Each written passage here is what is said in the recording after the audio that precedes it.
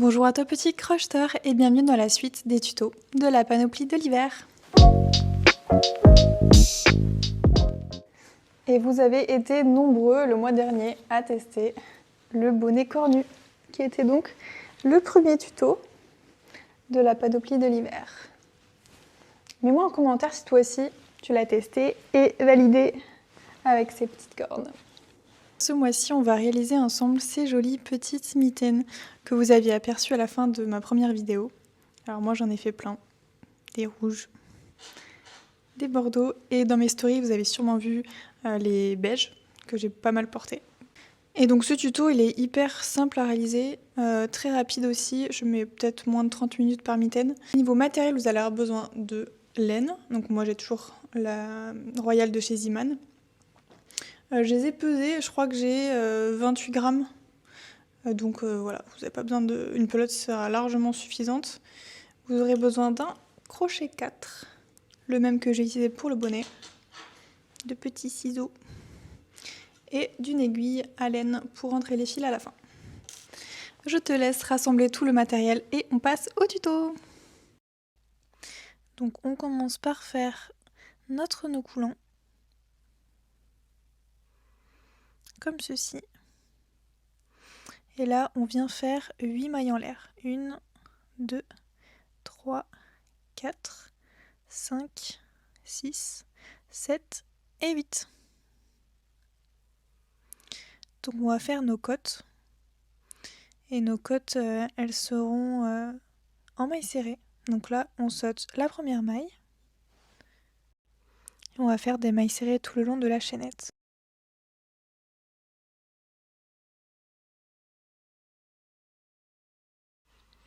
Et donc petit rappel pour la maille serrée, on pique dans la maille, on prend du fil, on se retrouve avec 2 boucles sur notre crochet et on vient reprendre du fil pour passer dans les 2 boucles. Donc on pique, on a 2 boucles sur notre crochet, on prend du fil, on passe dans les 2 boucles. Donc on continue comme ça tout le long.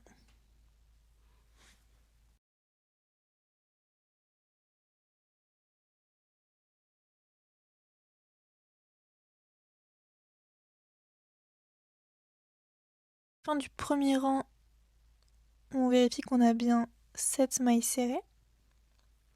On fait une maille en l'air et on vient retourner notre ouvrage. Et là maintenant on va continuer toujours en maille serrée, mais cette fois-ci on va faire les mailles serrées dans le brin arrière. Donc là ici on a nos 2 brins, avant et arrière, si j'arrive, voilà. Donc le brin avant et le brin arrière. Donc nous on va seulement piquer dans le brin arrière.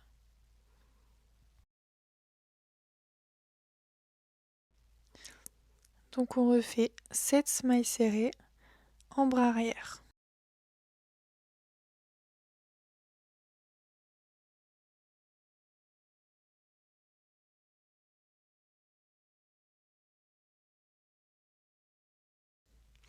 Et on termine toujours notre rang par une maille en l'air. Donc là vous allez continuer de faire votre petite cotte de mailles serrées en bras arrière pour que ça fasse le tour de votre poignet. Alors attention, il faut un multiple de 6 moins 1. C'est très important. Donc moi j'ai choisi 24, donc je vais faire 23 rangs. Et on se retrouve juste après. Donc voilà, on se retrouve avec nos 23 rangs. Donc vous voyez, c'est un point qui est assez élastique. Mais si jamais c'est quand même trop serré pour vous, n'hésitez pas à prendre un crochet plus grand. Donc là j'ai un 4, mais vous pouvez prendre un 5 ou un 6. Parce que dans tous les cas, il vous faut un multiple de 6 moins 1. Donc j'ai pas trouvé énormément de solutions pour changer de taille à part changer de crochet. Parce que comme vous voyez là, les coquilles qu'on fait, c'est sur 6 mailles. Donc on a vraiment besoin d'un multiple de 6. Donc en fait, soit vous faites 24, sinon il faut passer sur du 30. Et si jamais 30 c'est trop large et 24 c'est trop fin, bah, je pense qu'il n'y a que le crochet qui peut être modifié. Donc faites vos tests et dites-moi ce que vous avez trouvé par rapport à votre taille de poignet. Maintenant, on va venir réunir les 2 bords des côtes. Donc comme ceci. Et on va piquer le crochet. En fait, c'est la chaînette de base. donc dans la première maille de notre chaînette de départ. Et ensuite, ce qu'on peut faire pour avoir moins de fil à rentrer, c'est que je vais venir bloquer mon petit fil entre les mailles serrées que je vais faire tout le long. Donc là, je passe dans les deux boucles, je passe dans la deuxième maille de la chaînette, je prends du fil et je fais une maille serrée. Et donc tout le long, je vais entre guillemets coudre comme ça mes deux bords en passant dans les brins de la chaînette et dans les brins de mon dernier rang.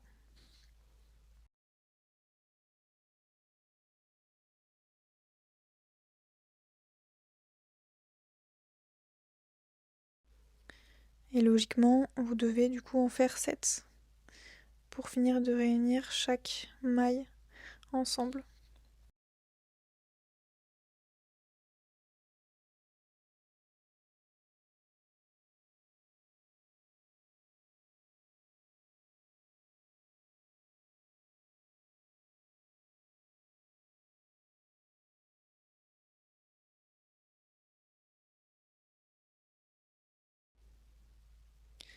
Et on fait une maille à l'air pour terminer. On retourne pour que la couture elle soit à l'intérieur. Voilà ce que ça donne. Et je vais venir couper le fil, ce sera une chose de faite.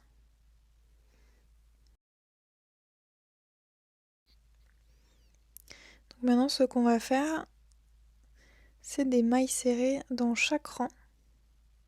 Il vous faut impérativement 23 mailles serrées.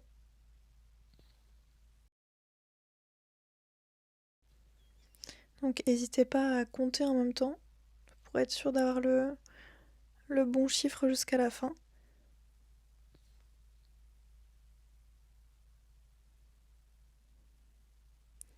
Alors moi ce que je fais, c'est que je pique pas quand il y a les espaces, je pique vraiment, je sais pas si vous voyez les côtes là. Je fais 2 dans chaque côté. Donc une fois les 23 mailles serrées faites, on fait une maille coulée, puis 3 mailles en l'air. Donc à partir de là, on va faire ce schéma. Je vous montre. C'est mon petit brouillon. Alors j'ai fait un peu plus au propre ici. Donc on a nos 3 mailles en l'air, on saute 2 mailles et on va faire une coquille. Hop, je vais laisser ça par là. Donc on saute 2 mailles, on prend du fil, on va faire une bride dans la troisième. On reprend du fil, on refait une bride au même endroit. On fait 2 mailles en l'air et à nouveau 2 brides dans la même maille. Donc au total on aura 2 brides, 2 mailles en l'air, 2 brides. Ça fait notre première coquille. On ressaute 2 mailles, on va faire une bride. Donc on prend du fil, on pique. On a 3 boucles, on passe dans 2 puis dans 2. On ressaute 2 mailles. Et là on revient faire une coquille. Donc une bride. Une autre bride. 2 mailles en l'air. Et à nouveau 2 brides.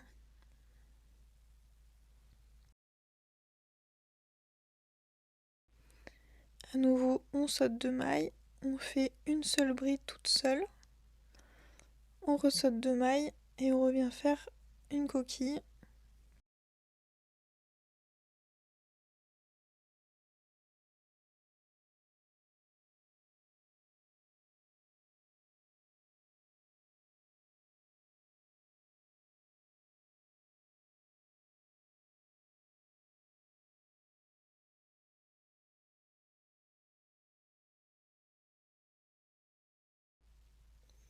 Vous continuez comme ça jusqu'à la fin du rang.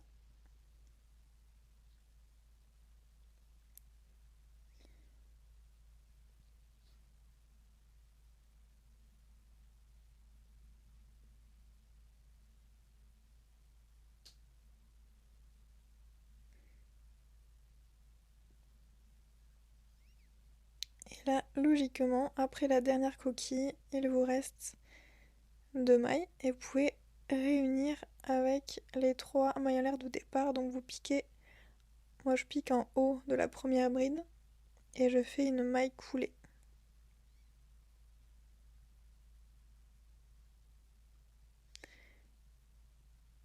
Donc là vous avez votre premier rang. Vous pouvez déjà commencer à tester, voir si ça passe autour de votre poignet. En sachant qu'avec le temps, ça va se détendre aussi un petit peu. Pour moi, c'est nickel. Donc pour le deuxième rang, on vient monter 3 mailles en l'air. Donc ça va être le même modèle, mais une petite différence. Là, on a nos brides toutes seules. Donc là, dans l'espace formé par les 2 mailles en l'air du rang numéro 1, on vient reproduire nos coquilles. Donc dans ces espaces, on fait 2 brides, 2 mailles en l'air, à nouveau 2 brides.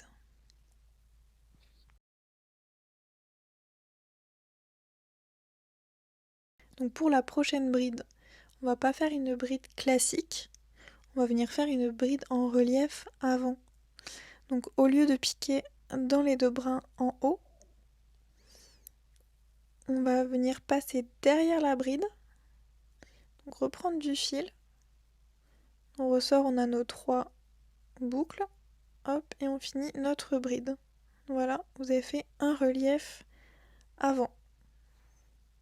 En fait, ça donne ce résultat-là, au final, tout en relief. J'adore ce point. Donc, dans l'espace d'après, on continue notre coquille.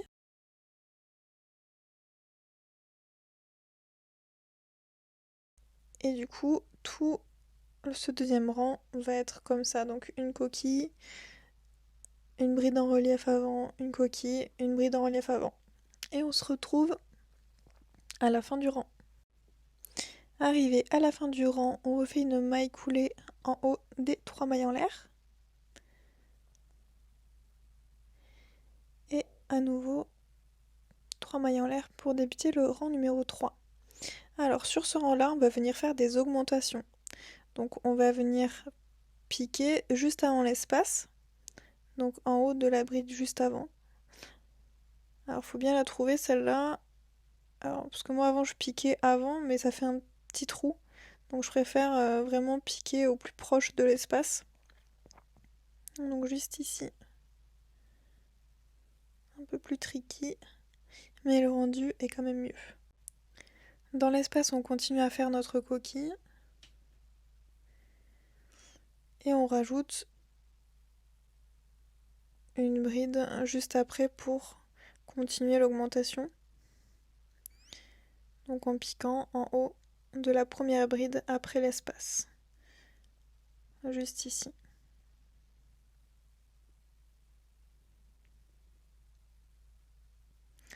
Voilà, ça donne ceci. Ensuite, on enchaîne sur notre bride en relief avant. Et sur ce rang-là, vous continuez sur le même modèle. Donc en ajoutant une bride avant et après notre coquille. Donc vous faites ça tout le long du rang 3, mais aussi le rang 4 et le rang 5, et on se retrouve à la fin du rang 5. Je viens de finir mon rang 5. Donc je viens faire 3 mailles en l'air. Et ce rang du coup va être un peu particulier, parce qu'on va devoir faire un différent pour la main gauche et la main droite. Donc je vous montre. Donc là ce sera pour la main gauche, pour en fait avoir les reliefs qui soient au-dessus de la main. Parce que du coup là, quand on rejoint les rangs, ça fait pas de relief. Donc en fait le mieux c'est que ça soit caché dans la main. Et que sur le dessus on garde les jolis reliefs. Donc là c'est intérieur et l'extérieur avec les reliefs. Mais du coup si on fait exactement la même chose pour l'autre main, on se retrouve avec le non-relief au-dessus. Donc ça fait un peu moins joli. et les reliefs à l'intérieur. Donc dans un premier temps, on va faire la main gauche. Donc on commence par une coquille sans augmentation, donc juste 2 brides, 2 mailles en l'air, à nouveau 2 brides,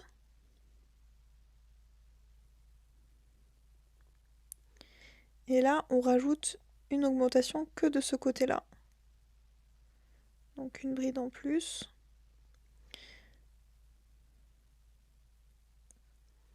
Et on va faire pareil de l'autre côté. On fait juste 2 mailles en l'air. Là on saute la bride en relief.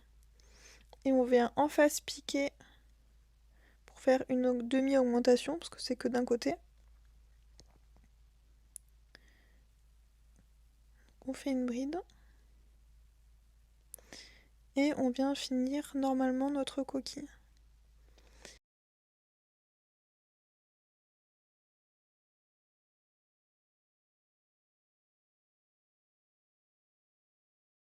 Et là, on vient de faire l'espace pour le pouce. Et pour terminer ce rang-là, vous aurez juste à reproduire comme pour le rang 1. Donc des brides en relief et des coquilles simples sans augmentation.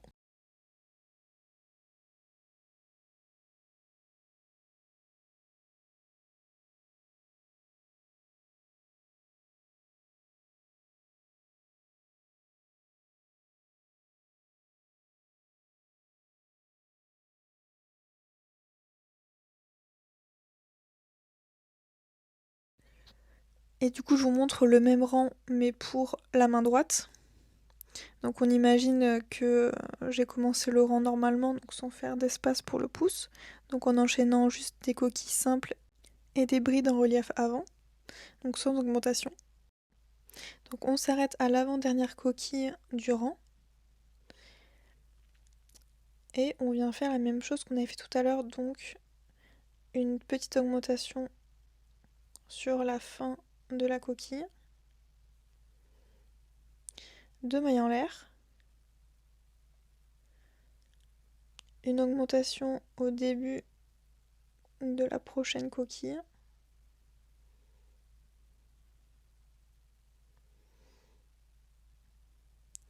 Et on finit la coquille normalement. 2 brides, 2 mailles en l'air et 2 brides.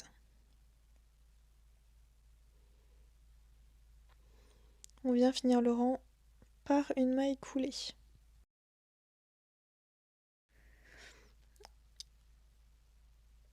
Et du coup, là on a pour la main droite, donc avec ici les reliefs, enfin là où il n'y a pas de relief à l'intérieur, et les reliefs du bon côté.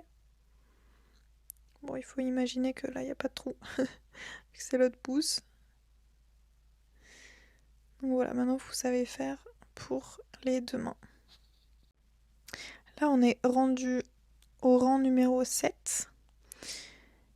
Et donc là, ça sera un rang classique comme le rang 1, avec des coquilles sans augmentation.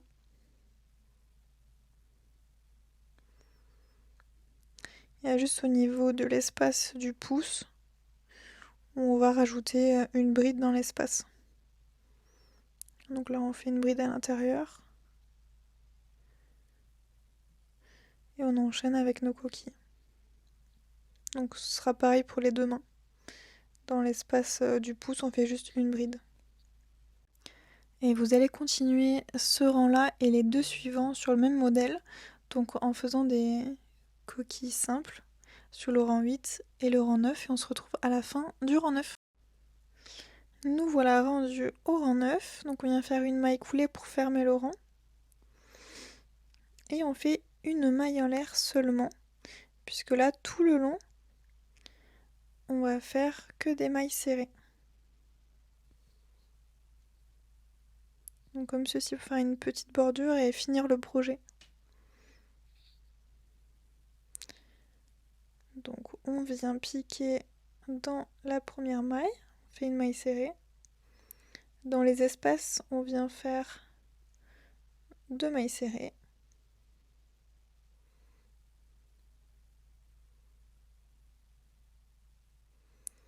Dans les 2 mailles suivantes, on fait des mailles serrées. Autour des brides également, une maille serrée de chaque côté.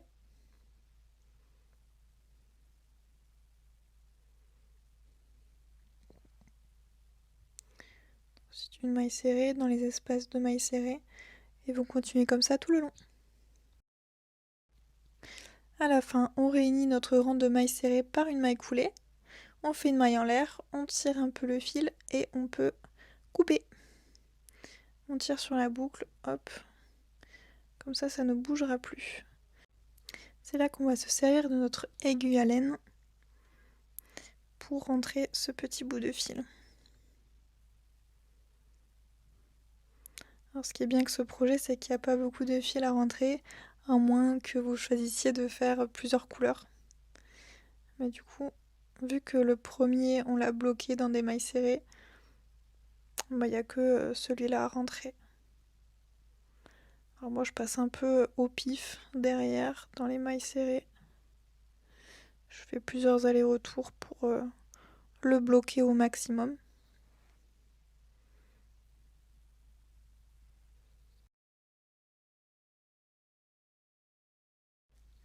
Et je viens couper le petit bout qui dépasse. Et voilà, vous avez terminé votre première mitaine. Donc si vous avez commencé par la gauche, il faudra faire de même pour la droite en pensant à bien changer l'emplacement du trou pour le pouce. Voilà, c'est une main gauche.